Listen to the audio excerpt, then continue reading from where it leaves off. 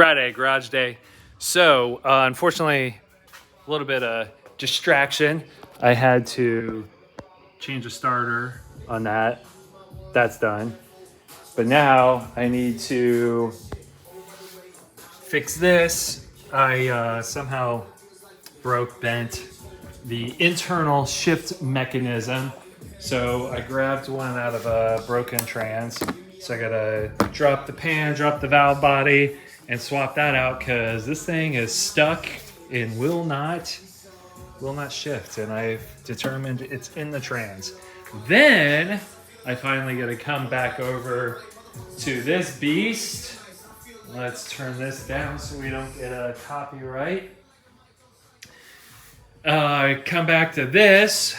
We have brake booster installed with a cool 3D printed job for the Willwood proportioning valve. Then we have a line lock, which because we're all-wheel drive, it won't be used to actually do a rear-wheel drive burnout. My buddy Garrett at Fuel Tech has talked to me about adding a pressure sensor for the brakes, and then we use the line lock to kind of bleed and hold some brake pressure while bumping in, and it keeps it from rocking and also kind of preloads the drivetrain a little bit. So right now it's installed to the front brakes, and I'll have to talk to him to see if it's better to do it to the rear instead with being all-wheel drive. But that's not the end of the world for changing that. But got that in. It was awesome to put a part back in instead of taking parts out. And then next I'm probably going to put, well, installing parts, I'm going to put a throttle pedal on here, get that tight over to the brake master. I actually had to bend the stock brake pedal. It normally goes way over there and we're not going to have as much room, so I just bent it in my 20-ton press over. Same thing I did with the LS setup, although I am going to have more room than the LS setup, change some things. But yeah, so throttle pedal. And then I have to notch this because I need to move the diff over about 1 inch or 1/2 inch.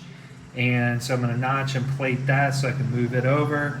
And then we can raise this about 1/4 inch off of the rails just for room, and then mount that in. So it's going to be mounted to the frame rail here, to the subframe, to some standoffs to stock stuff, and then that'll be fixed, and then the motor will go in over that. Just waiting on an adapter plate for that guy, 6G75. And then probably next step after that is either to figure out the rear, which is going to be a bolt-in 4-link to a Ford 9-inch. So it's all going to bolt into some stock studs and bolt holes.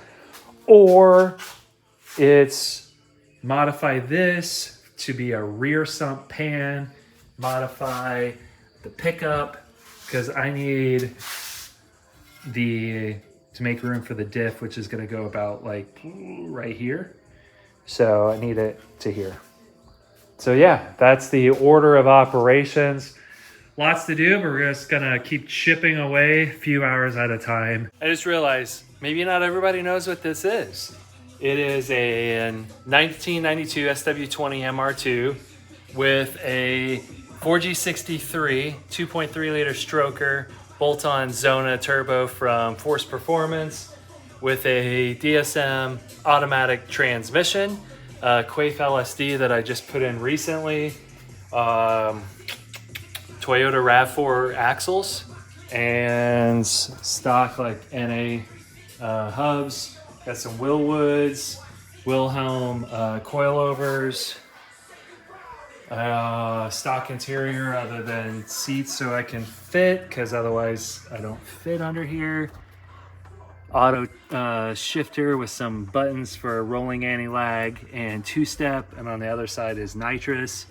Fuel Tech FT550, hit up Garrett Chastain, and just switches. Stereo is Bluetooth Infinity amp, and then I got a sub back there. And then replace the speakers in here, and that's about it. It's fun, street tires, and moves pretty good. It's around 1050. It's around 1050 at 30 pounds of boost. And then in theory, it should run 9s. I run like 40 to 43, 45 pounds of boost on the street, no nitrous. And so yeah, that's it. Join me to the bottom of an automatic F4A33, same as W4A33.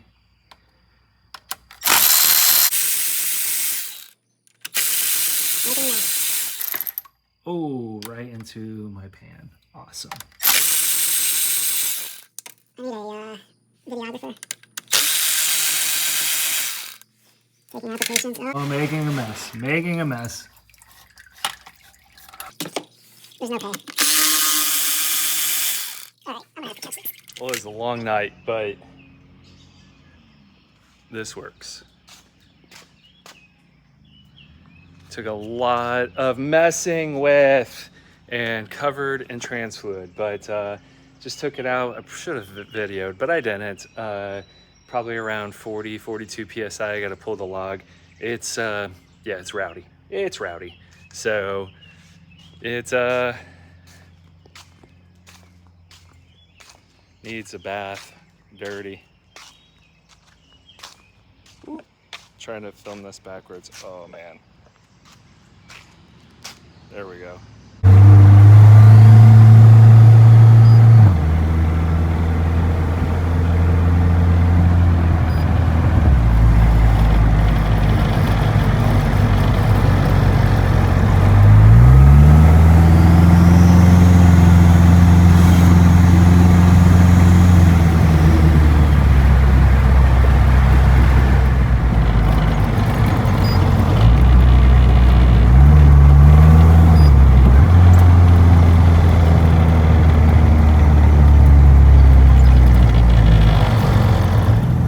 T-tops rattle. So much better with them out.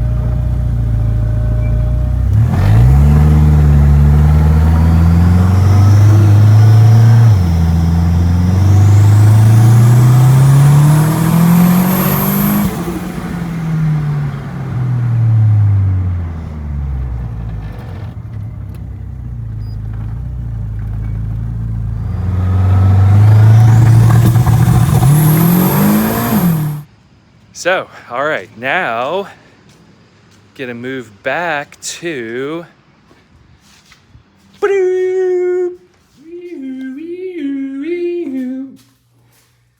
this thing is in. Still have to add some bracing to the back of this and the back, you can't see it, of that. And then that part there is attached to the subframe, but it bolts in. So take that bolt out, take that bolt out, 2 bolts on the side, and this will slide forward and out.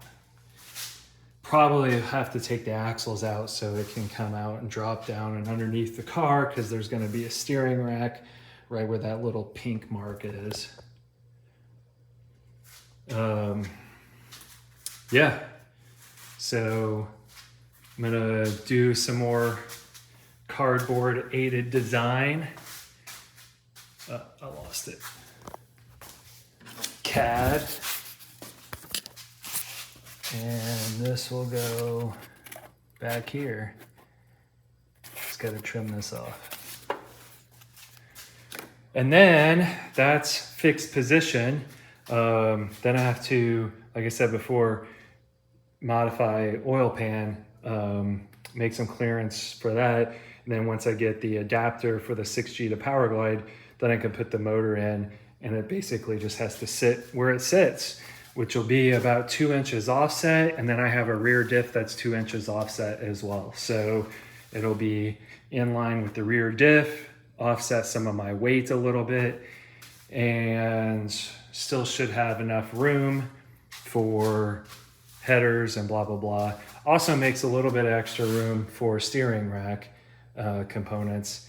And from what I can tell, that's not going to be in the way, but even if I have to notch it a little bit more, I can. So that's actually holding it. So it doesn't even really need bracing on the back, but I will. Holding it this way, where the metal is already strong. Sick, I'm excited. Still lots to do. All right, I am dirty and tired, but I have gone back at this thing and really beefed it up. So that's in, then I came back, added the standoff. Might even go from there down to the stock bracket. This one's braced in, and literally the only movement on this diff is whatever movement you can make in the rubber mounts. It is solid. Super happy.